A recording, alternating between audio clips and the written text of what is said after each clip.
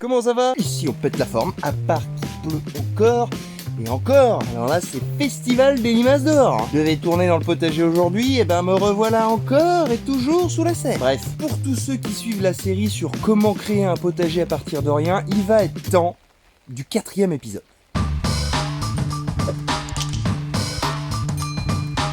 Aujourd'hui mon petit pote, on va semer des carottes, on va planter les haricots et on va insérer quelques petites tomates. Pourquoi? Eh ben parce que tout ça ensemble, ça se plaît bien. Voilà, c'est des légumes qui aiment bien pousser ensemble. Et vu que notre but c'est d'avoir une zone cultivée pour faire des conserves pour l'hiver, eh ben carottes, petits pois, haricots, tomates, pour moi avec ça déjà on fait pas mal de conserves. Allez c'est parti. Bon alors déjà on va aller voir ce que ça donne sous la bâche. Parce que mine de rien, ça fait un moment que c'est comme ça. Hein. Depuis la dernière fois, je n'ai rien fait. Ah si, comme tu peux le voir, j'ai déjà mis des petits pois. Bon, les petits pois, pour les planter, rien de compliqué, hein. Tu les sèmes dans des godets et puis après, tu viens les foutre dans la terre. Franchement, il n'y a rien de très sorcier. L'avantage d'avoir une bâche comme ça, c'est qu'en dessous, rien ne pousse. Ah bah tiens, regarde-moi ça. Vous voulez voir un truc super? Regarde-moi donc ce qui s'est installé sous la bâche. Une petite fourmilière. Eh ben on est super content. Ça a clairement pondu. C'est fou, j'ai passé des heures à les regarder du coup. Incroyable. Bon, on va dégager tout ça déjà, hein. Désolé les filles. C'est incroyable parce qu'il y a un trou ici qui passe du coup sous la planche. Il y a un chemin. Donc elles ont fait quand même tout ça pour venir se poser, s'installer ici. Là c'est la panique totale, ça veut sauvegarder les œufs, mais désolé. La maison terminée, hein. Ici nous, entreprise de destruction. Bon bah voilà, petite surprise sympa. Malheureusement, moi je viens planter et semer, donc là les filles, désolé mais terminé. Ceux qui sont dans un délire respect de la vie, etc., cachez-vous les yeux, passez le moment, parce que là je vais mettre un coup de râteau là-dedans, ça va être l'hécatombe. Au revoir. Désolé. C'est un potager ici, c'est pas une maison. Ah là là, quelque part ça me fait mal au cœur. Tout ça, ça s'est bien décomposé là-dessous là. On voit qu'on a un résultat pas mal du tout. Hein. Je me tâte à laisser ça genre une petite demi-heure. Il y en a partout, ça grouille de partout. La vache. Je sais pas combien il y a d'habitants dans une fourmilière, mais ça déplace les œufs et tout pour les mettre en sécurité. Hein. C'est bien organisé. Oh, il y en a partout, la vache. Il y en a qui me disaient aussi en commentaire qu'ils avaient des problèmes de fourmis. Et à ces gens-là, je leur disais, écoutez, moi aucun, donc désolé, je ne sais pas. Bon voilà, il y en a. Et je pense que la solution, ça va être de rien faire. Je vais revenir dans un quart d'heure, on verra. Je pense que ça aura un peu dégagé. Et puis on reprendra le cours de la vidéo. En attendant que tout ça se rééquilibre et que les fourmis se trouvent un nouvel abri, je vais vous montrer ce qu'on va planter dans cette zone. On va bien entendu semer de la carotte, mais ça ce sera pour après. Regardez-moi ces bébés, je vous ai préparé la crème de la crème. Alors, dans cette zone-là, moi je voulais mettre des haricots nains. Sauf que mes graines avaient 3 ans. Le taux de germination a été catastrophique. Pour exemple, là-dedans il y avait 4 graines, j'en ai eu une. Il y a une quantité de taux où il n'y avait rien du tout. Des haricots nains Cupidon.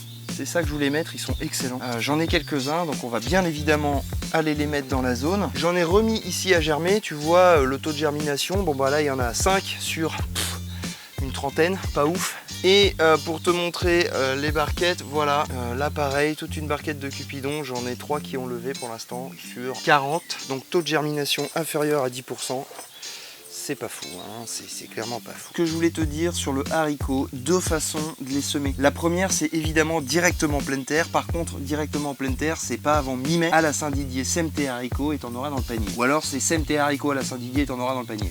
Peut-être dans ce sens-là. Enfin bon, on s'en fout, t'as compris. Mais honnêtement, après avoir fait plusieurs tests et blablabla, le semis de haricots en pleine terre, et déjà si c'est trop humide, ça moisit dans la terre et puis t'as rien. Si jamais il pleut et que tes petits plants de haricots commencent à germer, ils se font défoncer par les limaces. Donc en fait, il y a tellement de risques que moi je les mets en godet. Voilà, je fais un semis mi-avril en godet et tu vois, quand arrive la belle saison pour les haricots, j'ai déjà des beaux bébés. Si tu choisis cette technique-là, ce qui est important avant de les mettre dans le sol, c'est qu'il y ait au moins, alors on va prendre celui-là pour exemple, tu le vois là, celui-là, oui, c'est que le 2e étage de feuilles se soit suffisamment bien développé. Parce que les limaces, tu vois, ça a déjà commencé d'ailleurs, elles vont venir s'attaquer au premier, mais très rarement au 2e. Et du coup, ton haricot, certes, va se faire bouffer là, mais au moins, il pourra continuer à pousser tranquille. Pour te dire, j'ai fait le malin, j'en ai mis quand même quelques-uns dans la terre, et je vais te montrer le résultat. Ça permettra d'illustrer mes propos. Regarde donc moi ces beaux haricots. Alors là, ce sont des Elda, donc haricots grimpants. Je sais pas si tu vois la tronche de ceux-ci. Quand je te disais que le premier étage se faisait bouffer, tiens! en direct live l'assassin des haricots. Vive la pluie. Donc tu vois, le premier étage se fait bouffer, mais du coup le deuxième est relativement bon. Donc quand tu les mets dans le sol, et ben tu les mets une fois que le deuxième étage est bien développé. Là, honnêtement, je les ai mis un peu trop tôt. Mais c'était pour pouvoir illustrer justement. Partant de ça, si j'ai un conseil à te donner, et ben c'est ne plante pas trop tôt. Ça ne sert à rien. Moi ici j'attends les 5 glaces pour planter, mais c'est pas une règle d'or. Ça veut pas dire que dès le 13 ou 14 mai je vais planter. Si mes plants sont trop petits, ils poussent très bien dans leur pot. Au moins ils sont à l'abri. Tu les mets en terre, tu prends le risque de te les faire ravager. Donc sois patient.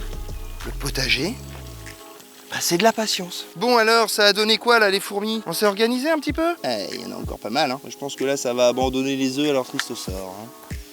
À mon avis, on va commencer à bosser. Et puis tant pis. Première chose qu'on va faire, on va venir mettre les haricots. Comme je t'ai expliqué, j'ai des haricots nains qui n'ont pas beaucoup germé, donc on va les mettre dans le sol. Et ceux-là, on va récolter les graines, on va pas les manger. Comme ça, j'en aurai pour l'année d'après. Mais bon, nous, ce qu'on veut, c'est quand même en manger. Donc on va compléter avec des haricots Purple Queen qui sont semi-grimpants. Et on va venir les implanter près des petits pois. Comme ça, une fois qu'on aura fait notre récolte de petits pois, on pourra venir fixer les haricots au grillage. Un petit truc important quand même, ne marche pas sur ta zone, ça va tasser le sol. Tu vois, c'est pour ça. Moi, j'ai mis des petits carreaux de carrelage. Je vais pouvoir poser les genoux dessus. Et mon poids va être mieux réparti. Ça va moins tasser. Je viendrai mettre un petit coup de râteau après, bien sûr. Petit beau petit haricot.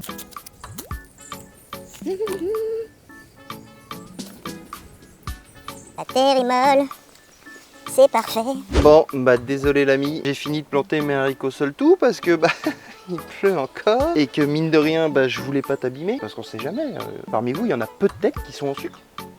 On ne sait pas, il faut tout pour faire un monde. Bref, je vais te montrer les tomates qu'on va planter. Alors, on va en parler 2 secondes des tomates. D'ailleurs, si tu sais pas comment les planter, j'en ai fait une petite vidéo très courte que je te mets là. Tu vas la voir et comme ça tu sais comment les planter. Est-ce qu'on peut parler tranquillement sans qu'il y ait le bruit de l'eau s'il vous plaît? Comme tu le sais, les tomates je les fais exclusivement sous serre parce que bah tu vois il pleut en Bretagne hein, et si je veux pas le milieu, bah sous serre c'est quand même vachement mieux. Donc là dans la zone, je vais mettre en fait le surplus de tomates que j'ai. Alors je te préviens, elles sont toutes petites, ne fais pas ce que je vais faire. Attends qu'elles grandissent avant de les mettre en terre. Ce genre de petits plants, tu vois. Hein, c'est beaucoup trop petit, on est d'accord. Donc vous excitez pas, je le sais. Mais on va tenter. Je me fais morte par les fourmis depuis tout à l'heure, c'est insupportable. On va aller en mettre quelques-unes en terre et puis bah on verra bien, on va croiser les doigts pour que ça pousse. Hein. Ça ne s'arrête pas de pleuvoir. Voilà, j'espère que la bergère a rentré ses blancs moutons. Alors tu m'en veux pas, mais je vais quand même aller planter les tomates parce que sinon on n'avance pas. Hein. Et puis je te montrerai après. De toute façon, t'as la petite vidéo pour savoir comment les planter. Hein. Bon. Allons jardiner sous la pluie, youpi youpi. J'ai oublié de prendre ma pelle. Voilà, voilà, ça donne ça. J'en ai mis un peu à l'arrache. Honnêtement, je ne donne pas très cher de ces plants de tomates. Vous voyez, j'en ai mis un ici, un là. Ils sont tout petits. Celui-là, je ne l'ai même pas mis assez profond, comme quoi... n'importe quoi, mais bon on verra bien. Voilà en gros à quoi ressemble la zone pour le moment. Ce qui est intéressant avec les haricots nains, c'est qu'on peut les planter partout, ce sont d'excellents fixateurs d'azote. J'ai mis les tomates aussi un peu dispatchées, je les ai mis assez écartées pour pouvoir aller récolter quand même les petits pois et tout ça qui sont derrière. Ils sont tout petits, hein, c'est clair, mais bon les semi-spontanés de tomates sortent de terre en ce moment, alors je me dis que bah, au final ceux-là ont de l'avance, donc on verra bien. Maintenant si le temps le permet, bah, on va passer au semis de carottes. Un petit conseil quand même pour semer vos carottes, préférez une période assez ensoleillée et chaude plutôt que de les faire comme moi sous la pluie. Hein. Là ça va être bien humide, mais bon on fait avec. Pour le semis, tu as le choix de les faire en ligne, il faut forcément éclaircir. Alors tu peux les repiquer après, mais bon c'est du travail en plus. Ici on va faire différemment. Là c'est la zone à l'arrache, on va tester cette méthode là cette année. Donc je vais jeter la graine à la volée et ensuite on va venir recouvrir d'une très fine couche de terre. Une fois que ça c'est fait, tu viens tasser avec le dos de ton râteau, comme ça la terre va bien coller sur la graine. Et si t'es pas dans la même situation que moi, et ben tu viens me caler un bon arrosage dessus. S'il pleut forcément t'as pas besoin de le faire, hein. La terre elle est suffisamment humide. Quelque chose d'important d'ailleurs, une fois que tu as fait ton semis de carottes, ça met environ 2 à 3 semaines à lever en fonction du climat bien sûr. Et pendant toute cette période, il va falloir que la terre reste bien humide. Donc n'hésite pas, quand il y a grand beau temps, comme ici tu vois, à venir arroser tous les jours. Ouais, tous les jours. Si tu fais ça, préfère un arrosage le soir. Comme ça la nuit, Ça s'évapore pas direct si tu le fais le matin. Va falloir recommencer le soir. Tu vois, c'est pas bien sorcier, hein. Maintenant, il n'y a plus qu'à attendre que ça pousse gentiment. Et comme je te le disais, on va vraiment bien surveiller l'humidité. Et si tout se passe bien, d'ici 2 à 3 semaines, on aura des baby carottes qui vont lever. Une fois que les carottes seront suffisamment grandes, on va pailler. Ah oui, t'as vu la sécheresse de l'année dernière? On veut pas ça. Donc un bon petit paillage au foin et ce sera parfait, ça va pousser gentiment. Tu vois l'ami, au final faire un potager c'est pas énormément de travail, ça reste quelque chose de plutôt simple et au moins tu prends soin de ta santé en mangeant de bons légumes et de ton portefeuille parce que ça coûte beaucoup moins cher. Sur ce, comme d'habitude, prends soin de toi et de tes proches et puis on se retrouve la semaine prochaine pour un nouvel épisode. Au revoir.